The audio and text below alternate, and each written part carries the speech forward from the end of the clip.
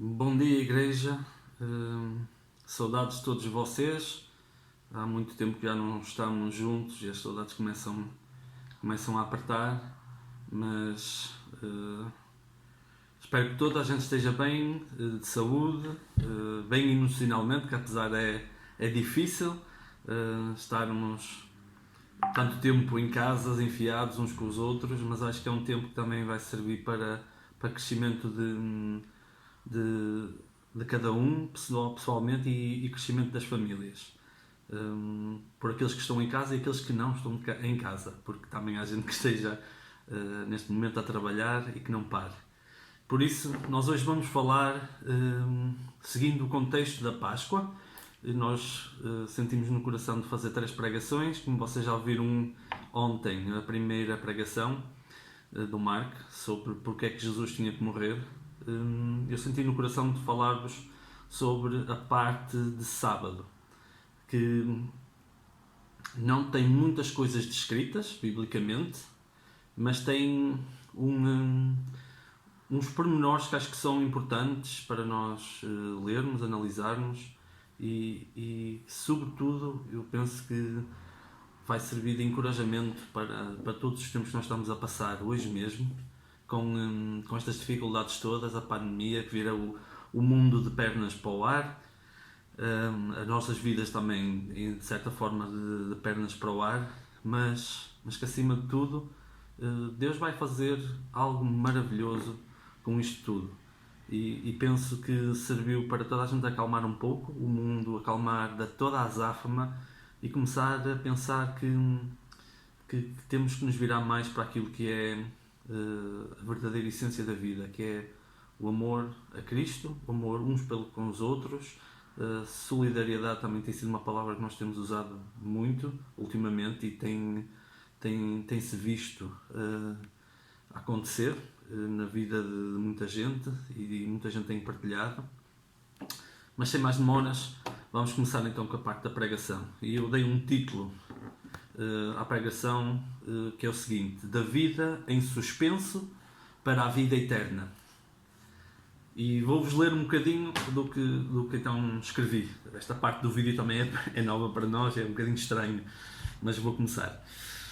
O relato bíblico da Páscoa mostra-nos picos a nível de compreensão, de ânimo, tristeza, alegria, expectativa na vida de todos os que experienciaram aqueles 3 dias. Todos os que seguiam Jesus, todos aqueles que não seguiam, desde Pilatos, todos eles sentiram um pico emocional naqueles 3 dias tão marcantes da história da humanidade. Ao lermos os Evangelhos, percebemos que as expectativas de todos os que seguiam Jesus eram enormes e, sejamos francos, como é que não poderiam ser? Eles tinham presenciado o poder manifesto de Deus em cada gesto, palavra e olhar de Jesus. Eles tinham experienciado o amor incrível do Pai. Encontraram um novo e magnífico propósito quando seguiram Jesus. A perspectiva que Jesus lhes havia dado era completamente nova, mas em tudo era completamente concordante com as Escrituras. E para isso eu encorajo a toda a gente a ler os Evangelhos. Aqueles que são crentes, aqueles que possam nos estar a ouvir que não são crentes, leiam, comecem sobretudo por a parte do Evangelho de João e vocês vão perceber o que é que eu estou a falar. Homens e mulheres encontravam nas palavras e ensinos do Mestre uma satisfação que não encontravam em lado nenhum. Acredito que sempre que Jesus estava perto, eles sentiam e sabiam que o impossível e o incrível iria acontecer. Mas, acima dos milagres que eles presenciavam e viviam, era a alegria e a paz. Essas eram constantes e completas, e isso era o que os cativava mais. Eles criam que Ele era o Filho de Deus. Ele é o Filho de Deus. Vimos ontem a razão do sacrifício de Jesus. Toda a humanidade, sem exceção, foi o alvo daquilo que Jesus fez. Foi por amor ao mundo que Deus enviou o seu Filho amado. Vamos falar sobre este tempo de espera até à ressurreição de Jesus, o sábado.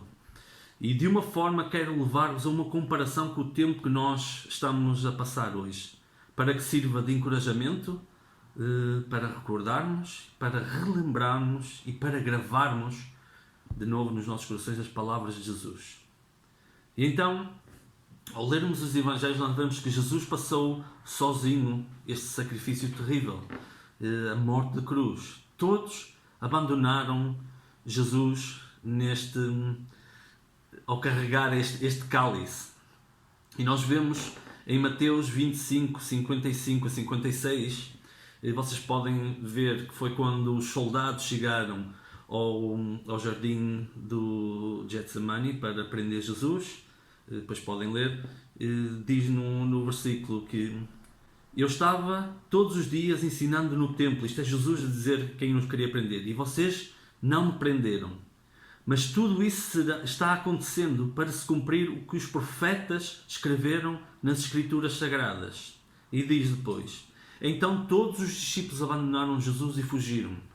Porque eles estavam a prender Jesus, os discípulos fugiram e então os soldados levaram Jesus para ser apresentado aos sacerdotes. E em Marcos 15, 40 a 41, diz que as mulheres estavam ali olhando Jesus de longe. E isto já era durante a parte da crucificação. Toda a gente estava, os discípulos de Jesus estavam a vê-lo de longe. E então, passando para a frente, diz: nós podemos compreender e imaginar quando viram Jesus a ser maltratado. E vocês tentem-se passar para aquela altura. E nós tentarmos imaginar-nos naquele momento, com o que estava a passar. Jesus a ser maltratado, a ser cuspido, a ser insultado, a ser pendurado no madeiro. O desânimo, a incapacidade de agir e de entender. Simplesmente eles não compreendiam. Ver o sofrimento do Mestre e depararem-se com a possível perseguição a eles mesmos era algo que deveria ter enchido os seus corações de medo.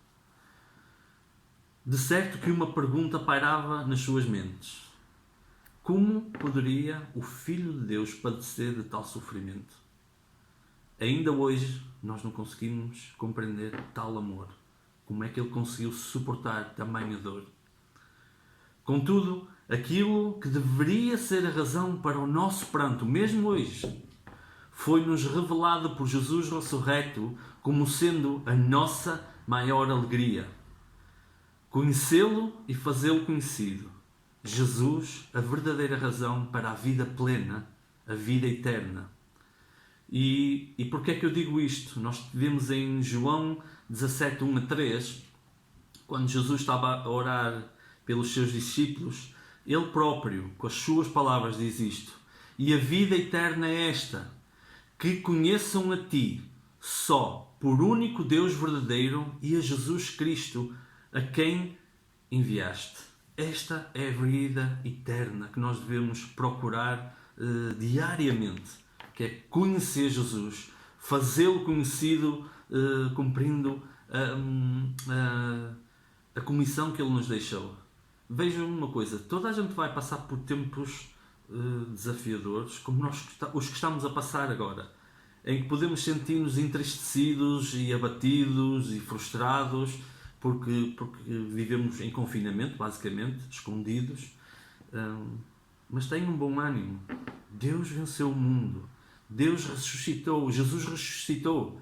Ele é a perfeita vida eterna, a plena vida eterna. Conhecê-lo a Ele. Sim, podem ser momentos difíceis, mas nós podemos impactar a vida daqueles que nos rodeiam com toda a tecnologia que temos ao dispor hoje em dia. São nos momentos de maior dúvida, momentos como este, em que a vida parece estar em suspensão, que devemos confiar e confiar e confiar e confiar. Em momentos como este, o sábado, o dia de hoje, é que devemos ter fé. E a fé vem pelo ouvir e ouvir a palavra de Deus. Isto é o que está escrito nas Escrituras. E acho que passei assim. Podemos ter a certeza que nos momentos de espera, Deus está a operar em secreto. Após a morte de Jesus, todos ficaram na dúvida sem saber o que fazer ou o que esperar. Eles ficaram desorientados. Qual era o estado emocional dos discípulos?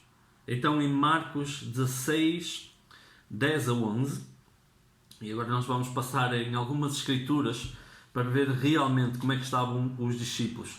Todos aqueles homens, grandes homens da fé, vamos ver que eles são tão humanos e eram tão humanos como nós o somos hoje. E diz em Marcos 16, 10 a 11: E, partindo ela, foi anunciá-lo àqueles que, tendo sido companheiros de Jesus, se achavam tristes e choravam. Estes, ouvindo que ele vivia e que fora visto por ela, não acreditaram.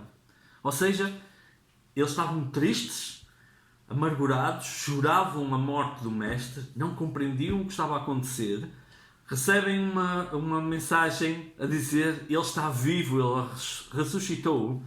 E isto é o que eu vos quero salientar nestas escrituras que nós vamos ler. A parte da incredulidade, da frustração, da tristeza, deixa-nos, impede-nos de ver o que realmente é importante. E em todas as situações nós devemos parar e pensar: ok, qual é o propósito de Deus para determinada situação? E humanamente nós não o fazemos. E eu posso ser honesto, também muitas vezes não o faço, mas nós devemos parar, olhar para as Escrituras, analisar as Escrituras e dizer assim: Senhor, qual é o teu propósito com isto tudo? Quem é que eu tenho que atingir? Quem é que vai aceitar Cristo? Quem é que vai poder beneficiar do teu amor, daquilo que tu fizeste? E isto era aquilo que os discípulos na altura não estavam a compreender. Qual era o propósito no meio disto tudo? E não queriam. Essa falta essa incredulidade traz-nos falta de fé, de perspectiva naquilo que Deus está a fazer no quadro maior. Então, nós temos outro exemplo que era dos discípulos no caminho para Imaús. Então, em Lucas 24, 13 a 35, vocês todos sabem a história. Jesus já havia ressurgido, e isto é só para vos mostrar qual era o estado emocional deles. Então eles iam a caminho de Imaús, que era uma cidade que ficava relativamente próxima de Jerusalém, e diz que então Jesus foi ter com eles, encontrou-se com eles neste caminho, e eles estavam a falar e a discutir, debater entre si. E então nas Escrituras, a dada altura, diz o seguinte: então lhes perguntou Jesus: que é isso que vos preocupa? E de que ides tratando à medida que caminhais? E eles pararam entristecidos. Um, porém, chamado de Cleopas, respondeu dizendo: és o único que, porventura, tendo estado em Jerusalém, ignora as ocorrências dos últimos dias? Ele lhes perguntou: quais? E explicaram o que aconteceu a Jesus, o Nazareno, que era varão profeta, poderoso em obras e palavras, diante de Deus e de todo o povo, e como os principais sacerdotes e as nossas autoridades o entregaram para ser condenado à morte e o crucificaram. Ora, nós esperávamos que fosse Ele quem havia de redimir a Israel. Mas, depois de tudo isto, e já este o terceiro dia desde que tais coisas sucederam, é verdade que também algumas mulheres das que connosco estavam nos surpreenderam tendo ido de madrugada ao túmulo e não acharam o corpo. Passar só aqui para baixo. E voltaram dizendo que tinham uma visão de anjos, os quais afirmaram que ele vive.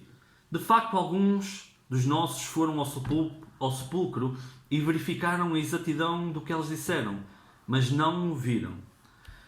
Mesmo depois de eles terem presenciado isto tudo, sabiam que Jesus não estava no túmulo, não queriam. Porquê? A tristeza, o desapontamento impedia que eles vissem a verdade. E a verdade era que Jesus vive. Então, as expectativas que eles tinham para o Messias era de alguém que os ia livrar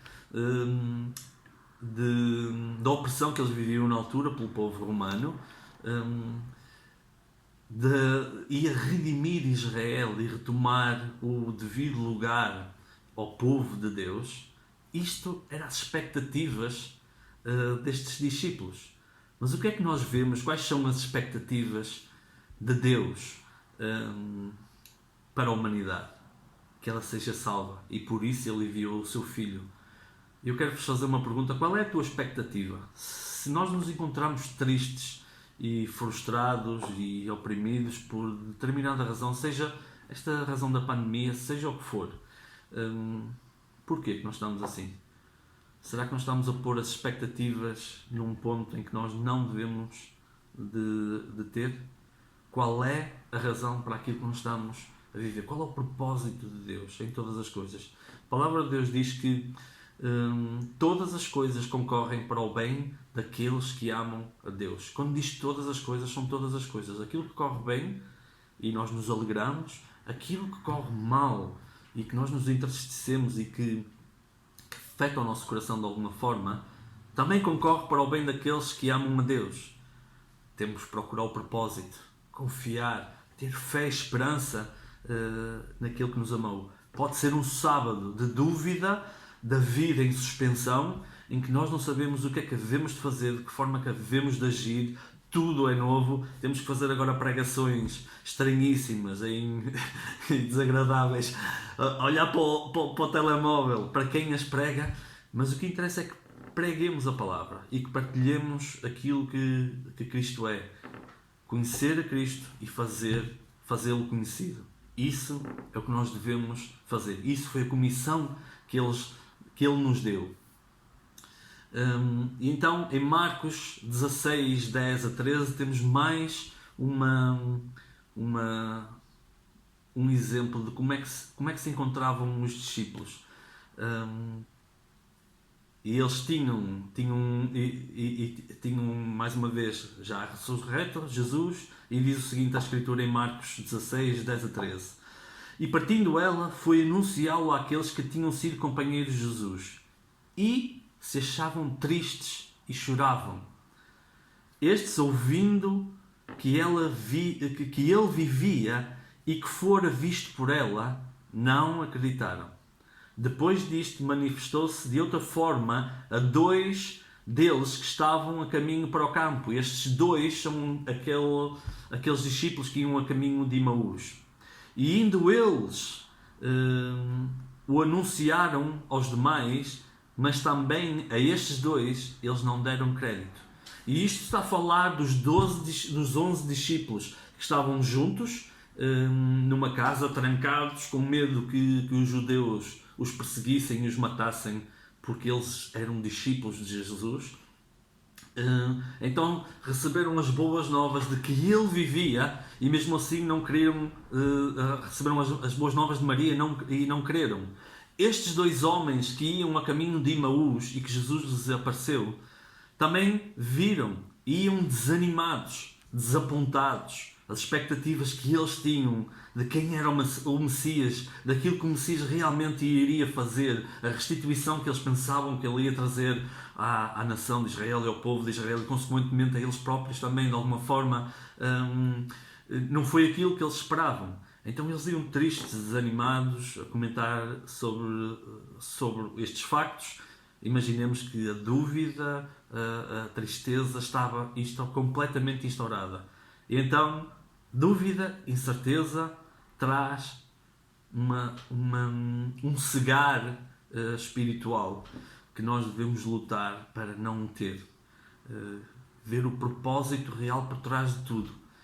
Nós vemos, e eles viram, um quadro negro que nós nem sequer podemos imaginar. De ver um mestre ser crucificado, ser morto, ser escarnecido. E isto abalou completamente as suas fundações. Mas hoje nós não temos razão para ter as nossas fundações abaladas. Nós sabemos, pela boca de Jesus ressurreto, que Ele está vivo. e vive para sempre. E isto que seja um encorajamento grande para nós.